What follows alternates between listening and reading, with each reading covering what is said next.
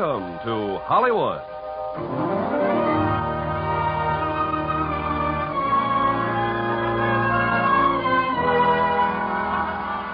The Armed Forces Radio and Television Service brings you the Hollywood Radio Theater, starring Dana Andrews and Ruth Roman in The Blue Gardenia. Ladies and gentlemen, your producer, Mr. Irving Cummings.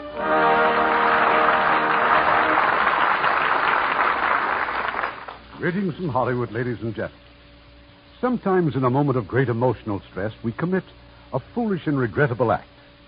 In tonight's exciting drama, The Blue Gardenia, it's an impulsive telephone call that leads to an accusation of murder.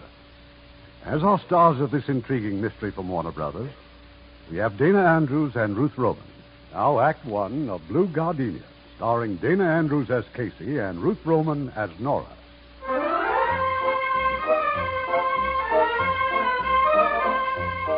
Almost every large American city has a newspaper called the Evening Chronicle. But not every Evening Chronicle has a reporter and featured columnist whose byline is Casey Mayo. Casey's specialty is the human interest story, which you may find almost anywhere, even in the main office of the West Coast Telephone Company. At the moment, he's in the office of the Director of Public Relations. Oh, yes, Mr. Mayo. Our business has shown a phenomenal expansion since the war. For instance, I have some comparative figures in the file here. Well, that's all right, Mr. Mitchell. I'll take your word for it. Here we are. Now, comparing the year 1953... Well, Mr. Mitchell. Yeah? Well, let's save that stuff for the financial page. My readers are interested in people. In your case, that means the telephone girls. Who they are, what they look like, what's behind the voice that says, "Number, please." Well, I can show you some pictures of our girls that we're running in our new advertising campaign. And these are some pencil sketches made by the artist on the series. This one is Jane. She's our youngest operator. Uh-huh. And Tanira, she was actually born and reared in Turkey. Yeah. Mr. Mitchell, the artist who did these drawings, was he Harry Preble? Why, as a matter of fact, yes. He specializes in women, you know. He certainly does. Come to think of it, Mr. Preble's doing another sketch right now. One of our prettiest girls, too. Would you like to see him? I'd like to see her.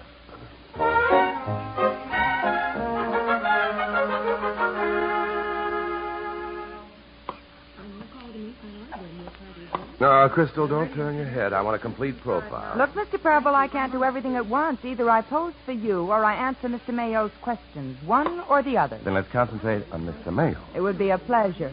Now, where did we leave off? Let's see, you said you were from Chicago. That's right. Oh, and my phone number is Granite 7323. Granite 7323. Thanks, Crystal. Don't bother to call, Mr. Preble. I expect to be out every evening for the next 5 years. What is this between you two? Love at first sight? Come on, Casey. Finish up with the girl. I wish there was something you could write about me, Mr. Mayo, but I'm afraid my past is all in the future. Hey, maybe you better try Nora. Nora? What's so special about her? Well, she's engaged to one of the real heroes of the Korean War, that's all. That's good enough. Lead me to her. Mr. Mayo. Yes, Mr. Mitchell. Your office is phoning you. You can take the call in one of the booths in the hall outside. Okay, thanks. Mr. Preble, there's a call for you, too. Oh, all right.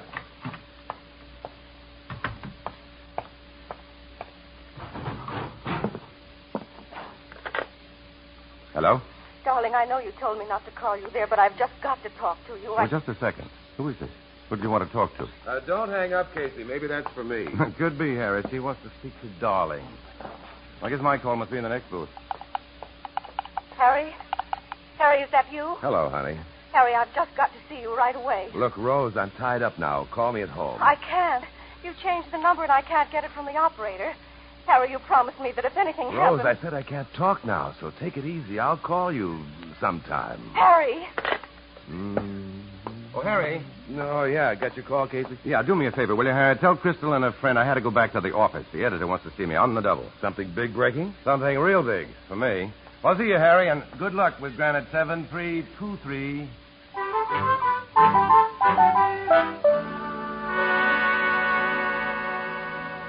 Nora, are you listening to me? Yes, I can hear every word. Yeah, I'll bet. Look, will you please come out of that closet? Just a minute. Go on, Crystal. Then what did Casey Mayo say? He said, lead me to her, he said, meaning Nora. Then comes the phone call, and that's the last I saw of Mr. Mayo. Well, I don't see why you didn't introduce him to me. After all, I'm your roommate, too. You were busy on the switchboard, remember, Sally? so was Nora. All right, so I'm a beast. But Casey Mayo wanted a story, and it's Nora who's engaged to the big war hero. Oh, Nora? Yes? What did Bill say in that last letter about coming home? Oh, I don't know. I haven't opened the letter yet. Nora, where did you get that dress? And how much did they rook you for it? You like it? Oh, yes, I adore taffeta. And thanks for getting it in black. It'll look good on all of us. But you don't mind if I wear it first, just for tonight. Well, seeing as it's your birthday, okay. Thanks a lot. Sure seems a wasted scenery to get all dressed up like this and then just spend the evening at home. It's the way I want it. Mm-hmm. You know, honey, Homer and I wouldn't mind your coming along on our date tonight. Homer might even forget the movie and take us dancing. Oh, I know. It's sweet of you, Crystal. Does anybody smell smoke? Oh, I know it. Nora's roast. It's still in the oven. Sally, you probably burned. Ruined. Sally, I asked you to turn off the oven. Oh, I'm sorry, Nora. You know I just can't concentrate. I ate dinner downtown, so for me that's the end of food until breakfast. Wait a minute. Maybe we've still got some hamburger in the refrigerator. Hamburger on Nora's birthday? Not if I can help it. Sally, you're not going to the market. I just got time. It closes in 10 minutes. Nora, Yes? did you buy this bottle of champagne just for tonight? Oh, yes, it's been on ice long enough. I'll take it. Honey, a word of advice from a veteran. Drinking all by yourself is no good. I won't be alone. Oh, of course not. You've got Bill's photograph to keep you company. Yes, I have. Sure. I've watched you set the stage. The dining table set for two, Bill's photo propped up by his napkin, and now champagne for a toast to the big man who isn't here. Well, what's wrong with that? I can pretend he's here, can't I? Oh, honey, it's your birthday. You ought to be with people. Well, I'll be with Bill, and I saved his letter, the one that came yesterday. I'll read it tonight. Well, maybe I'm the one who's stupid. Maybe pretending is better than the real thing. Well, it isn't, but it's better than nothing at all. Uh-oh, that's Homer downstairs. You're sure you won't come along? No, thanks, Crystal. All right, I'm coming. Oh, Nora. Yes? Save me the champagne cork. I will. Good night.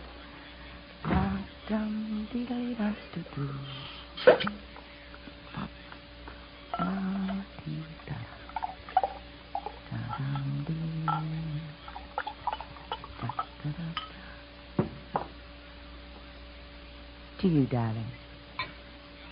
And now to me. Wish me a happy birthday, Bill. No, wait. That's what your letter is for, isn't it?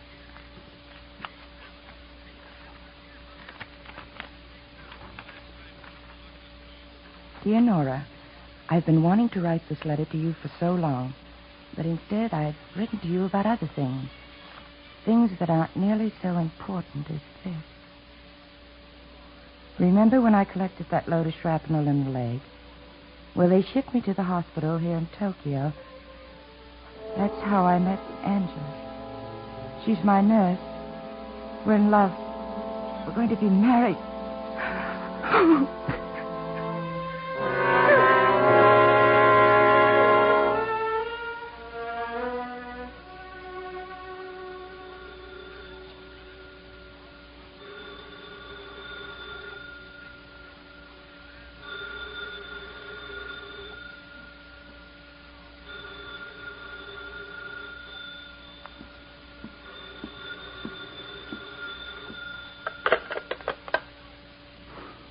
Hello? Granite 7323? Yes. How are you, honey? Had dinner yet? No.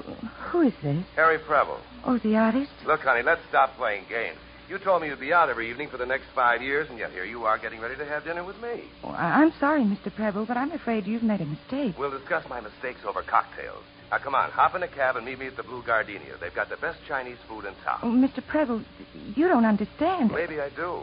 You've got a date. Well, no, I did have. And he stood you up, huh? Okay, then what's holding you back? Well, nothing really. All right. The Blue Gardenia. I'll be there in 10 minutes.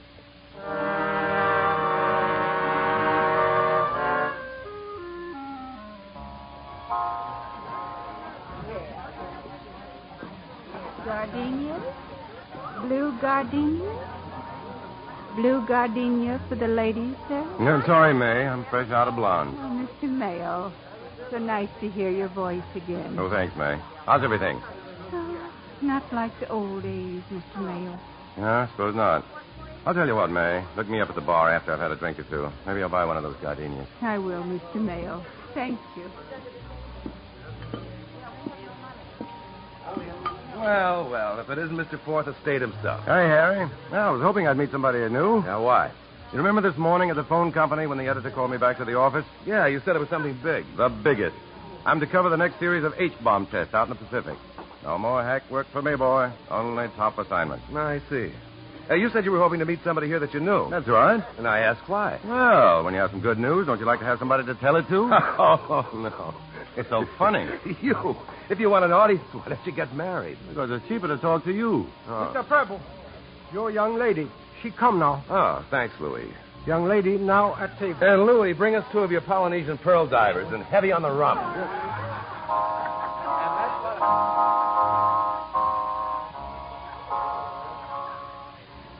Hello, Mr. Preble. Well, this is a coincidence. I just talked to your friend Crystal. Oh, you didn't talk to her. You talked to me. I'm one of Crystal's roommates. No kidding. I told you you made a mistake. The sort I like to make, honey. Mind if I sit down? It's your table. That's right. I probably shouldn't have come. It was just a silly impulse. You see, it's my birthday, and I just bought this new tablet. Your birthday, then this is a real occasion. Louis, those drinks better be for us. Yes, Mr. Preble. Are those rum drinks? We call them Polynesian pearl divers. Mostly ice and pineapple juice. Aren't they, Louis? Whatever you say, Mr. Preble. Can I get high on one of them? Do you want to? I don't know what I want. Only to forget the early part of this evening. Okay. Tonight starts as of now. To us. To us.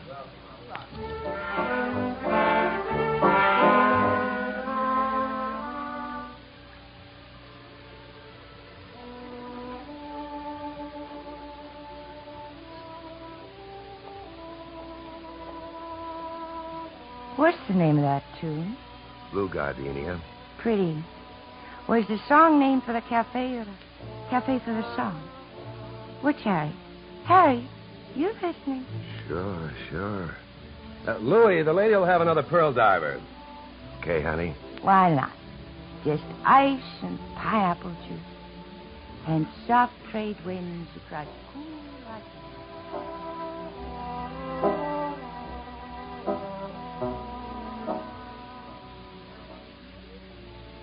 Gardenia?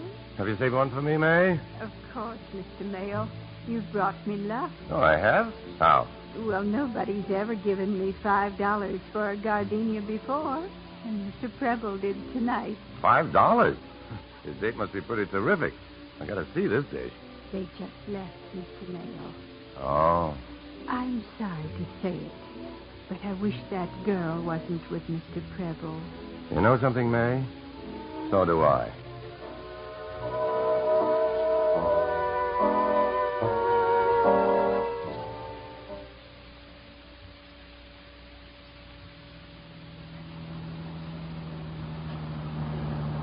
What do you know? It's starting to rain. Rain, rain, go away. Come again another day. Still feel okay, honey? Wonderful. Oh, it's so wonderful. Smell this gardenia, Harry. What does it remind you of? South Seas, Southern Cross above coral reefs. Lovely maiden bathing at the foot of a waterfall. That's me, isn't it? Sure. Okay, hop out, honey. Where are we going? Up to my apartment. I've invited a few people in. Good. Every girl should have a party on her birthday.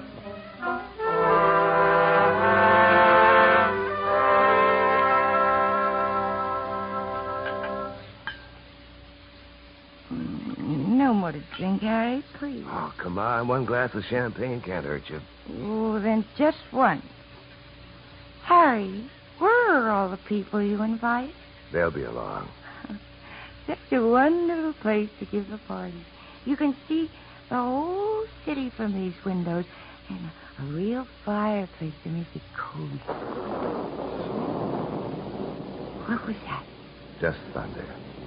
Harry, can we have some music? I feel like that. Well, I'll turn on the phonograph. I've got a special record here to remember our first date.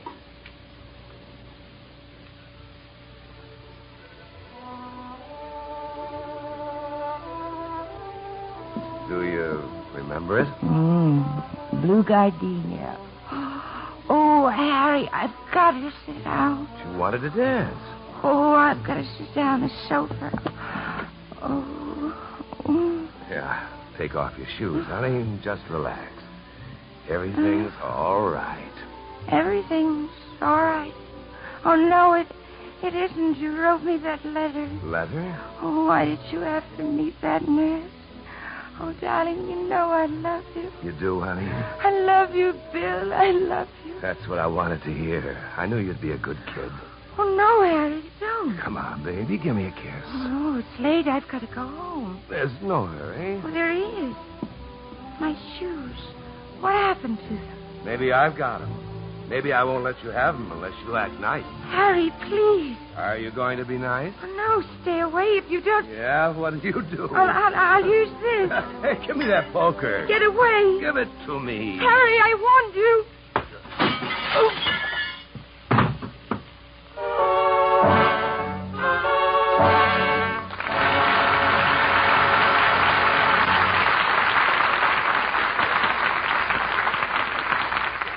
Act 2 of the Blue Gardenia in a moment.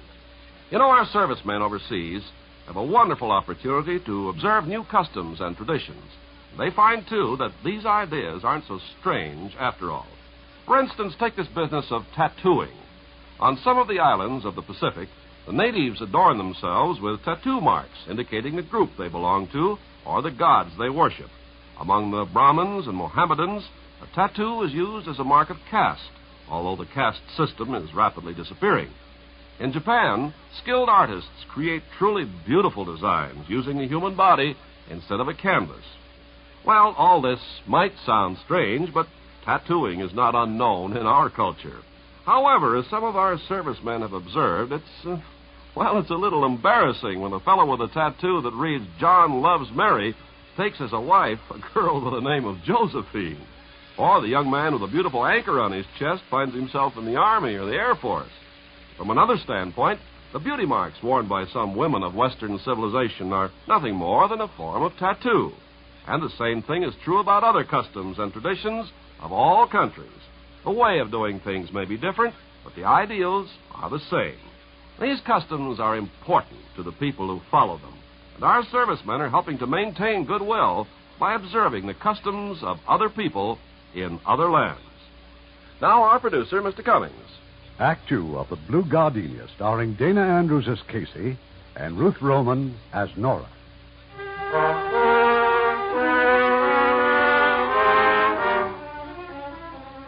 Nora Larkin should never have gone out with Harry Preble. She should never have had all those drinks. And she should never have gone to Harry's apartment.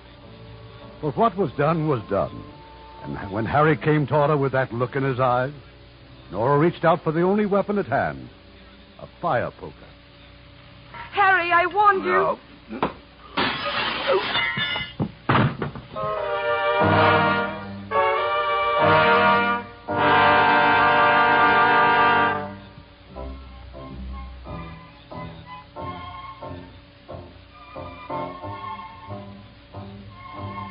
Harry? Harry? Harry, what did you do with my shoes? All right, I'll go home without them. The night and the rainstorm pass, and now it is morning. In Harry Preble's apartment, a group of sober-faced men are busy with cameras, tape lines, and fingerprint kits. Then she must have raised the poker over his head and let him have it. Who let him have it, Captain? Oh, hello, Casey. What are you doing on a routine murder case? Well, I happened to hear the police calls on the car radio. From the address, I thought it might turn out to be something for the society page. No, this guy was an artist. Oh. Oh, hey, Al, give a look around and see if you can find some pictures of artist models. You know, something with nyah. Gotcha, Case. Ah, so you're right an assistant now, huh, Casey? Don't let Al hear you call him that. He thinks I just write the captions for his photograph. Now, where's the body? The coroner just took it. Uh-huh. Who found it? Cleaning woman. And I mean a real cleaning woman. She wiped the fingerprints off the cocktail glasses and the fire poker and then discovered the body. Ah, no clues then. A couple. A lace handkerchief, pair of suede pumps, size 5.5. Must have been in a real hurry. Unless she's the kind of girl who always walks home on her stocking feet after killing the boyfriend. Yeah. Maybe she always wears blue gardenias. Blue gardenias? We found one on the sofa, broken off at the stem. Hey, Al, leave that phonograph alone. Oh, I just wanted to listen to... Keep your hands off of it. Maybe Captain Haynes hasn't checked it yet. No, we have. The cleaning woman said that record was still playing when she let herself in this morning. Oh, I see. Captain, you said this guy was an artist? Yeah, that's right. Girl, a blue gardenia. By any chance would the victim's name be Preble? Well, I thought you knew, sure. Harry Preble. Huh. You knew him? Well, I knew him. And I know a story when I see one, Captain. Maybe you and I can write this together. I got a pretty good idea for Chapter 1. Yes, Louis, remember?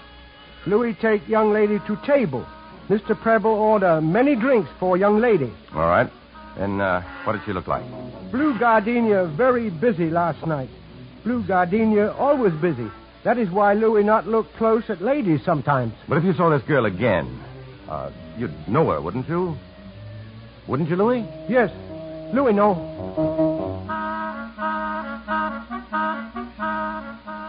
Well, I know you can't see, May, but can you remember anything? Well, the girl's perfume. Something about her voice or... It was a friendly voice. Friendly and quiet. Mr. Mayo, her dress. It was taffeta. Taffeta? Yes. It ruffles like no other material. Taffeta. Thank you, May.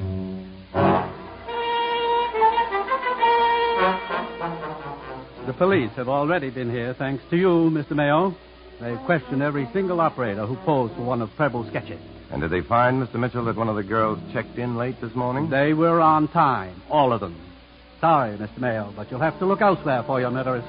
Perhaps.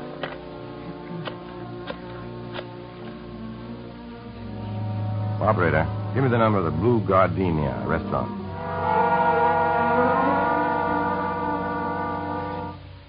I'm sorry I cut you off, sir. Please excuse it. Feeling any better, honey? Oh, no, my head's coming to pieces. You're still not talking about last night. Well, there's nothing to talk about. I just went out and got Tice. All by yourself, Nora? Who are you kidding? Well, visitors again. Who? Where? Down at the end of the board, Casey Mayo and some guy. Hey, isn't he Chinese? Casey Mayo? No, the other one. Crystal, I don't feel well. Will you take my calls for a moment? Why, sure, honey. Maybe you better go up and see the nurse. Yes, I will. Gee, I've never seen Nora with a hangover before. No, and I bet you never will again. Long distance. Hello, long distance. Yes, sir. This is operator 27. And better known to her friends as Granite 7323. Ladies, may I introduce my friend, Louis Wong? Yes, sir. We have an appointment call for you at Glad 12 to know you, Mr. Wong. Maybe you'll introduce your friend, Mr. Mayo. Didn't I see you yesterday? If you did, you didn't make much of it. Sorry. Well, shall we go, Louis? Oh, Mr. Mayo. Yes? Maybe you can tell us why the police are suddenly so interested in a girl's nightlife. Such silly questions. Such as, Madam, when was the last time you went strolling in the rain without your shoes? And that was one of the dillies. Hey, what's it all about? I'm sorry, the answer will cost you 7 cents. Check page 1 of the Evening Chronicle. Coming, Louis? We're ready, Salt Lake City. Please put on your tie. Huh? What do you say, Louis? You looked at least 50 girls. Which one was it? Louis did not see. Girl not here, Mr. Mayo.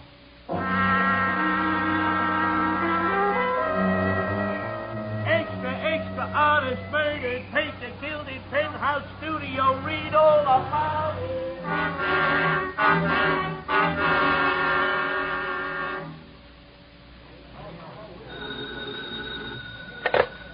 City room, Mayo.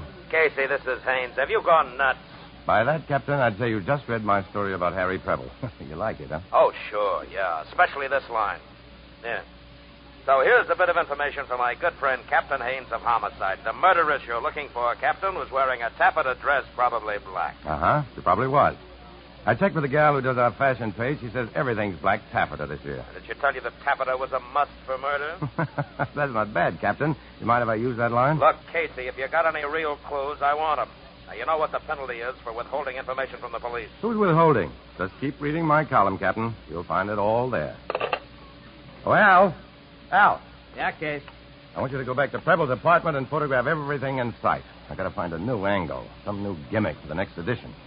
Now, I don't get what's so important about this story, Case. Well, it's news. Beautiful girl kills to defend her virtue. That's big news. And maybe something extra in case your Mayo's pay envelope. Okay, but how do you know that this blue Gardenia girl's beautiful? Maybe she's a dog. They're always beautiful. What did you call her? The blue Gardenia? That's it, Al. That's my gimmick. The blue Gardenia murder case is expected to break wide open within a matter of hours. The clue, which may well lead police to the murderess, is a taffeta dress, probably black. Leads the police to a murderess is a taffeta dress, probably black. Probably black, probably bright red. That type of girl doesn't wear black. What type of girl? The type who would go out with Harry Preble. Well, maybe she was just lonely, bewildered. Huh? Maybe she was tired of drugstore food and one-room apartments and a career in an elevator or at a switchboard or behind a manicure table. Maybe she wanted more excitement. Hey, gee, that Casey Mayo sure knows how to write. Listen to this. Her voice was quiet and friendly as she drank half a dozen Polynesian pearl divers in the blue Gardenia. She was just Harry Preble's kind of doll, a flashy blonde putting on an act. Oh, stop it. Stop it, will you? Huh? Nora, honey. Well, gee, what did I do? No, I'm sorry. I'm just so tired. After all day on the switchboard, my nerves are... Same here. We've had enough blue Gardenia. Let's turn in. Okay, I'm first in the bathroom. Aren't you always? Nora, Yes, I know what's wrong with your nerves. you do? Yeah. When I woke up this morning and saw you passed out on the couch, your dress soaking wet and everything, I knew something had happened. Oh, honey, I don't blame you for doing it. Doing it? Yes. I found Bill's letter on the dining table. Well, I read it. If a guy jilted me like that, I'd go out and get tanked, too. Thanks, Crystal. Oh, it's nothing, really. All right, Sally, ready or not, here I come. The clue which may well lead the police to the murderess is a taffeta dress, probably black.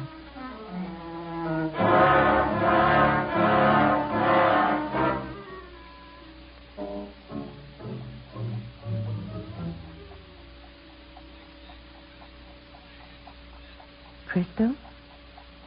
Sally?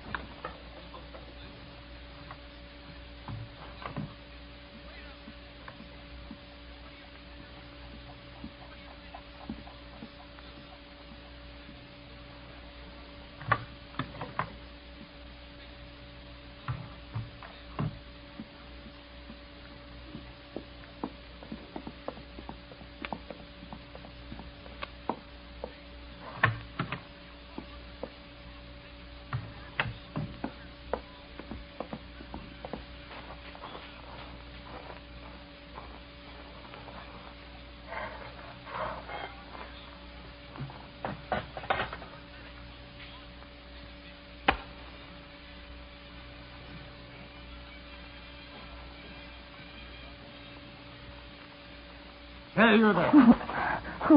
Who are you? Night watchman, man. Don't you know it's against the law to burn incinerators after dark? Oh, sorry, I forgot. Oh, you forgot that. You're not going to make me put it out. No, looks like it's too late now. But don't let it happen again. It won't. No, never again.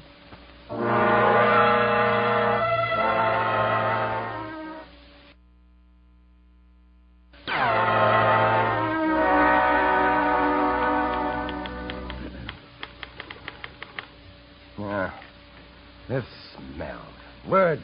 Just words. The blue Gardenia case? Yeah, I need a new angle. Something that'll drag that dame into this office before the cops get her. Why? Why, what? Why should she come to you? Because I want her. An exclusive. That's simple, isn't it? Casey, isn't there anything in life for you besides a headline? Yeah, 2 headlines. You realize, Al, 1 week from now, I'll be out in the South Pacific. I can't just walk out on this dame. You've left dames before, haven't you? Yeah, that's something else. That kind of deal is easy. Not for me. I always hate scenes. I stall or bust up until I'm leaving town, then I write the dame a letter. Yeah. Yeah. Why not? Why not what? A letter. Listen. An open letter to an unknown murderess. Dear Blue Gardenia, I hope you'll read this letter because I want to help you. Because I want to help you. When I say I, that means my newspaper and me. Tell us your story. If we get it first, we'll go all out for you. That includes hiring the best trial attorney in town. Hiring the best trial attorney in town. By now you must be frightened out of your wits. You don't know which way to turn. There's no place to hide, nowhere to run except to me. So take my advice, Blue Gardenia. So take my advice, Blue Gardenia. Go to the nearest phone booth and invest a dime on the rest of your life. Dial Madison 60025 and ask for yours very earnestly, Casey Mayo.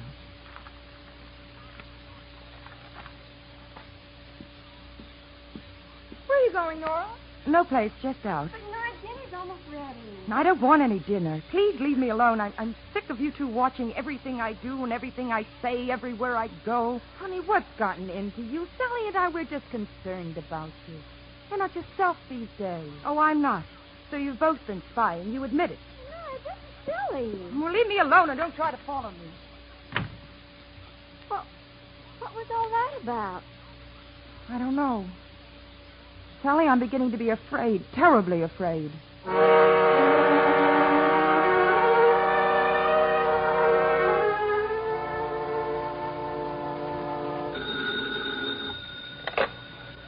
Mayo. I read your ad in the paper, Casey. If you'll just tell me what size police badge you wear, I'll come over and pin it on your chest.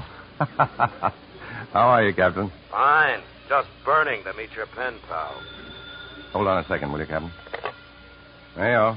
You know how I killed him? You want to know why? Because I loved him with a passion that was bigger than both of us. The size of the passion is very important, lady, but tell me first, what size shoe do you wear? Shoe? 8.5 C. But I could wear an 8 if it was... Sorry, lady, you are not our Cinderella. Captain Haynes? Yeah, I'm still here. That last call makes the 10th confession so far. How many phonies are there in this town?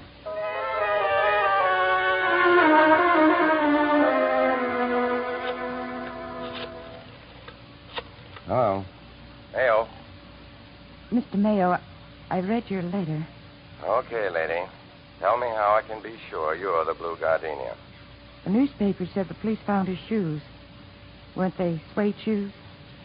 Maybe. Go on. They were size 5.5 B. The rubber heel was loose on the left shoe. Am I right? Look, where are you calling from? A phone booth on the street. It's right next to the service station at the corner. Fella, where's the washroom? Yeah. Go on. No, I'm not ready yet. Hello, Gardenia. Are you still there? Hey, fella, your phone's off the hook. Hello? Gardenia. Who? Gardenia. Who is this? Highway Patrol, Officer McManus. Where's the girl I was just talking to? What girl? I don't see any girl around here. Yeah, because she saw you first. Okay, officer. Thanks for the near miss.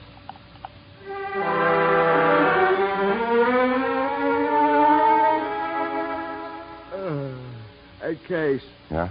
You think she'll call again? How do I know? Well, it's been a couple hours. All right, Al. I get the message. Go on home. You mean it? I hate to leave you here alone. It's almost midnight. Go on, I said. You're lousing up my game of solitaire. Okay. See you in the morning.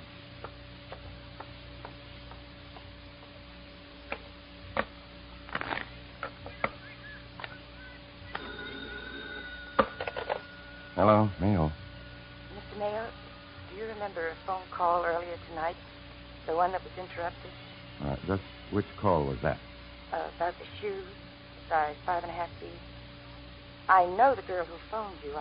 I'd like to talk to you about her. Mm-hmm. Where are you now? A block from your office. Okay. Come on up here. There's a self-service elevator on the side street. Get off on the second floor. That's the city room. You'll be alone? Yeah, alone. All right. In 5 minutes, Mr. Mayo.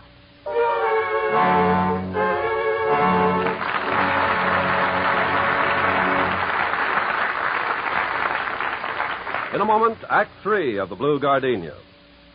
The story is told about a couple of tourists who are going through an art gallery in Italy. One man, obviously tired of sightseeing, announced to everyone within hearing, you call this art? Nothing but faded paint and cracked canvas. We got better stuff on our calendars at home. An American serviceman overheard this and saw how it offended the Italians. He turned to the man and said, "Sir, the paintings here are not on trial. The people who come to see them are." Well, the frowns of disapproval on the faces of the Italians were erased by smiles of understanding, and the incident was widely repeated. It was a small thing, but even small things can have tremendous results. Such acts by you and your friends today are shaping our world of tomorrow. We pause now for station identification.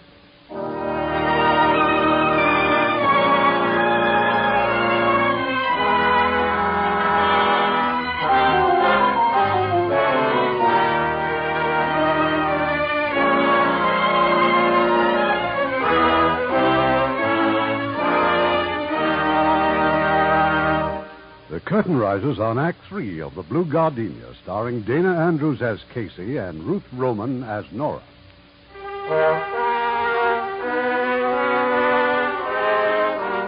In the dark and deserted city room of the Evening Chronicle, Casey Mayo waits tensely for the minutes to pass. And then in the corridor outside,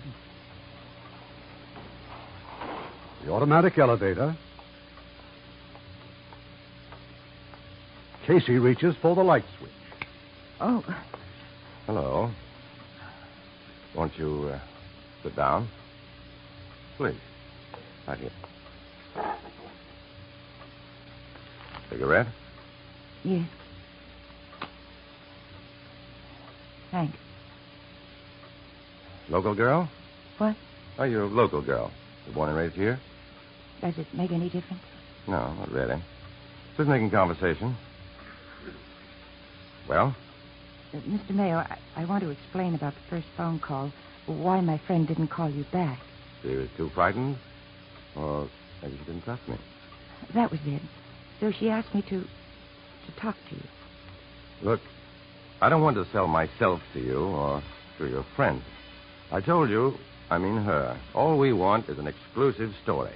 We'll pay for it with the best criminal attorney in town. But perhaps the police will never find her. Oh, they will. And they won't be so generous either. How did your friend meet Preble? At the phone company? No. She didn't tell me. Well, anyway, they were good friends. No. She went to his apartment, didn't she? He said there'd be other people there. Mm-hmm. Mr. Mayo, she had a lot to drink. She wasn't thinking straight. She wasn't thinking, period. That's what she told me. She doesn't even remember killing. Oh, the old amnesia alibi. Maybe you're worrying too much about your friend. Sounds to me like she can take care of herself. I don't know what to say. Look, how about a hamburger? What? I've been cooped up in this office here all night. No dinner. There's an all-night joint up the street. Oh, no, I don't want to be seen with you. Believe me, it's perfectly safe. It's one of those hangouts that's either empty or you can't get in.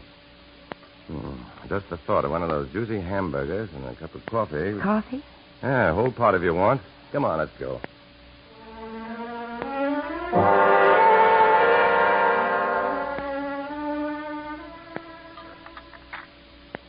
You know, when you first walked into my office, I thought you were the Blue Gardenia. What changed your mind? You're coming here with me. You wouldn't have risked that. Besides, you're just not her type. Oh? What type am I? The type that looks very becoming with a dab of mustard on the tip of your nose. I have not. But I have. Do that again. What? That. It's the first time since you walked into my office.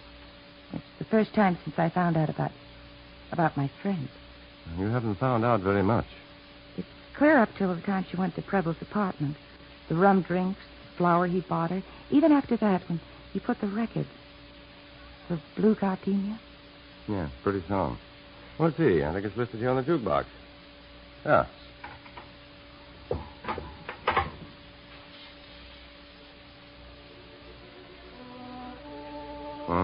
That's a nice song.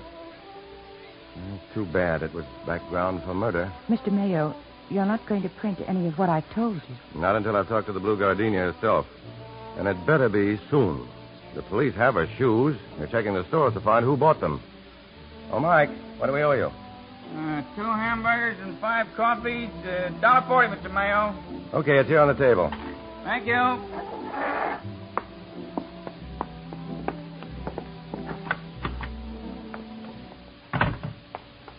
Mr. Mayo, I'm going to talk to my friend.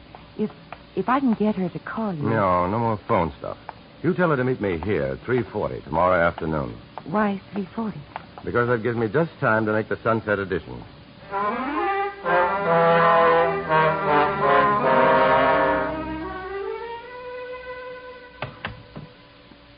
Hi, honey. Oh, Crystal, I hope you didn't wait up just for me. No, I just got home.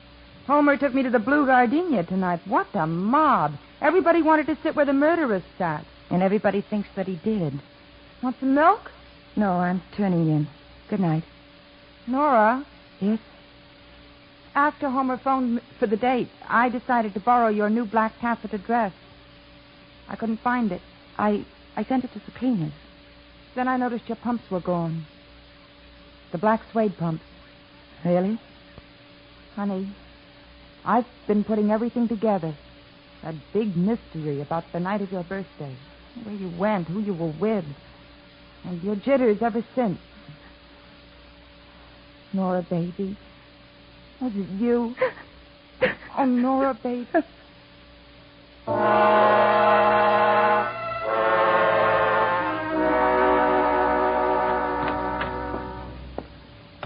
Afternoon, Mr. Mayo. Oh, Mike, has the girl come in who... Hello, Mr. Mayo. Oh. Well, Granite 7323. You know, I suspected you from the start. You did. Yeah, I did. It's funny. You look smart enough to have gotten rid of Preble some other way. Oh, I could have. But it just happens that I didn't do it. You see, I'm allergic to gardenias, any color. Now, what are you doing here? Because the real girl is ready to give herself up to you. But before she does, I want to be sure you meant what you told her last night. Oh. Where is she? Booth behind us. Treat her right, Mr. Mayo. Well, now you know. Yeah. Now I know. Mike, some coffee over here. Strongest you got.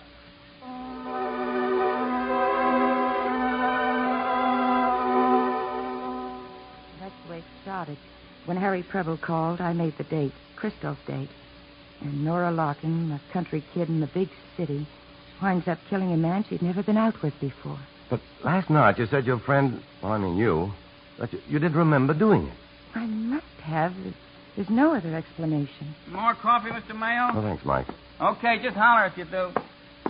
Mr. Mayo, I know I should have told you the whole story last night, but I wanted time to think. I had to be sure I could trust you. And you're sure now? I'm sure. So, what do we do? I don't know. You don't know? Nora, I didn't expect you to be the girl. Oh, what's that got to do with it? You promised him that letter you'd help me. Didn't you mean what you said?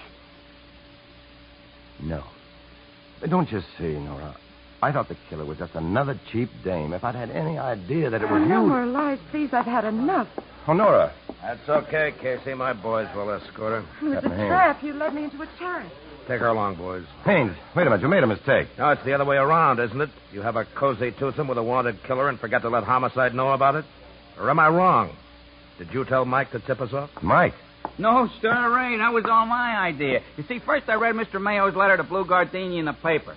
Then last night I see him come in here with some dame. It's 3 a.m. And then here they are again now. So I begin to figure, see? I add up. Then I go to the phone. Pretty good detective work, huh, Mr. Mayo? Maybe you'll do a story about me, huh? Yeah, an obituary, I hope.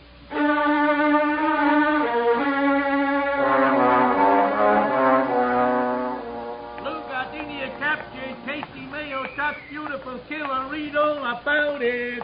Some headline, eh, Case? Yeah. Paper, mister? No. Beautiful killer caught by columnist. Go on, beat it. Oh, what's wrong with you, buddy? Yeah, that's a good point. She can't mean that much to you. She might have. Let's go in this drugstore a minute. I need an aspirin. Long time since you've needed aspirin because of some dame. Will you shut up about her? Okay. Al, listen. That's music. What about it? You heard canned music before. They pipe the stuff into half the stores in town. Oh, yeah. When we first checked over Preble's apartment, you turned on his phonograph. You played this record. Huh? Yeah, that's right. The cleaning woman said that was the record on the phonograph when she found the body. Well? Well, don't you see? It isn't the same record that was playing when Nora blacked out. Come on, Al. Let's forget about the aspirin.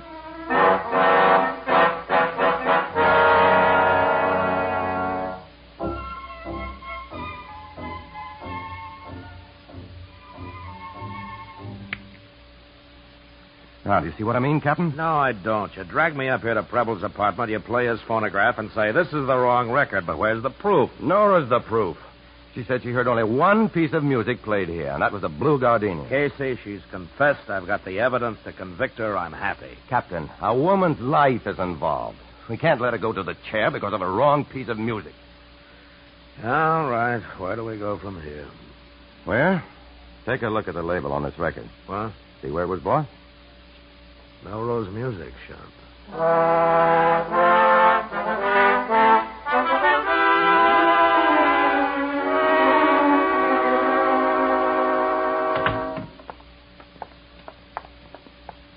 May I help you, gentlemen? We hope so. Did you ever hear of Harry Preble? Well, who hasn't? A good customer of ours. Or was. You know anything about this album of records he bought here? Police? Mm-hmm. The Haynes homicide. Oh. Well, Miss Miller handled Mr. Preble's account. Just a second. Rose, can you come up front, please? I'm unpacking that new shipment, Mrs. Smith. Well, let it go. There are some policemen here to see you. Who? The police. It's about Preble. All right. I'm afraid, Casey, this is just a wild goose chase. We're not going to learn anything here. Okay, so we keep trying. Oh, wait a minute. What was that? It came from out back. Come on. Yeah. Rose. Rose. Hold on. Where's the washroom? That door right there.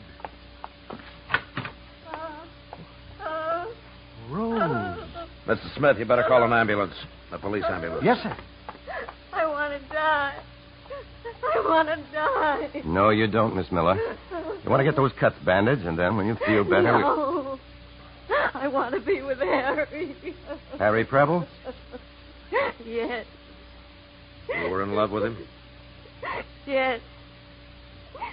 I knew I didn't have a chance with all his other women. When he walked out, I crawled after him. And then that night I went to his apartment. I still had the key. I walked in and found him with that woman. You mean Nora Larkin? Yes. She was passed out on the floor, and Harry was holding the fire poker. He said they'd been fighting. I told Harry he had to take me back. He said he would, but all the time he was pushing me toward the door. I knew he wanted to be alone with her. I grabbed the poker away from him, and then with all my might... Miss Miller. Miss Miller, I'm Casey Mayo of the Chronicle. I wrote a letter to you on the front page of the paper. Maybe you read it. Yes. I promised to help you, to be your friend. That promise still goes.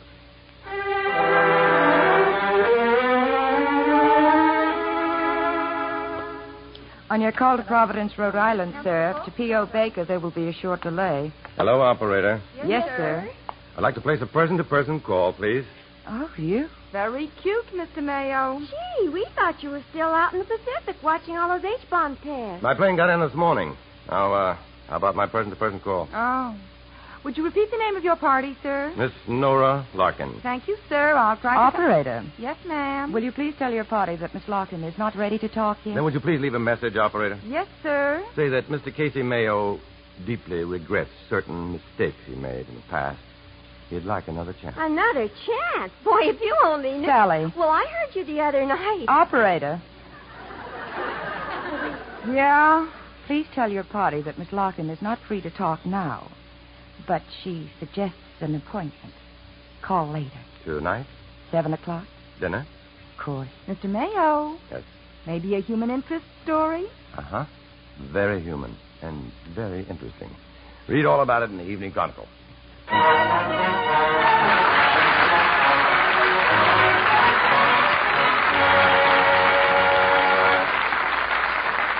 In a moment, our stars will return. Make a friend, and you make an ally. There's a thought for you to keep in mind, as many another American has. Lewis Cass knew how important friendship is. In 1836, he resigned as Secretary of War to accept the post of Ambassador to France. It wasn't too long after his arrival there that he became friends with King Louis Philippe. But making friends with the French people was another story. Anti-American propaganda had been too well planted over the years. But one day, Cass witnessed a street fight. With the appearance of armed troops, the fighters fled, leaving a group of bystanders about to be fired on. Stepping out in front of them, Cass told the commanding officer that he, as well as the Frenchmen with him, were innocent spectators, and that to fire on them would be murder. The officer apologized and ordered his men to put up their guns. The incident marked the beginning of Lewis Cass's friendship with the French people. Gradually, despite the attempted smears by other nations, Cass strengthened the understanding between his country and France, and he was eventually responsible for the signing of a treaty by America, France, and England, a treaty which guaranteed freedom of the seas to all nations. Once more, an American had proved to the world that by helping others, you help your country. Now, here's Mr. Cummings with our stars. And they're coming forward for a bow. Dana Andrews and Ruth Roman.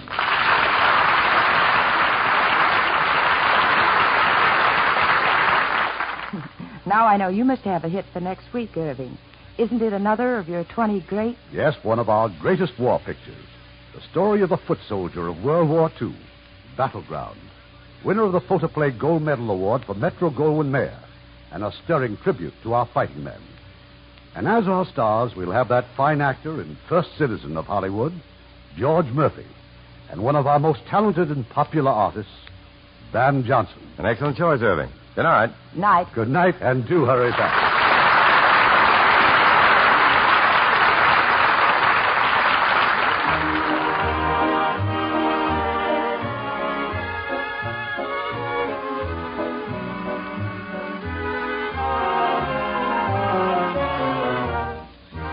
Hollywood Radio Theater is produced by Irving Cummings. Our orchestra is directed by Rudy Schrager. This is your announcer, Ken Carpenter, inviting you to be with us again next week at this same time for another presentation of the Hollywood Radio Theater.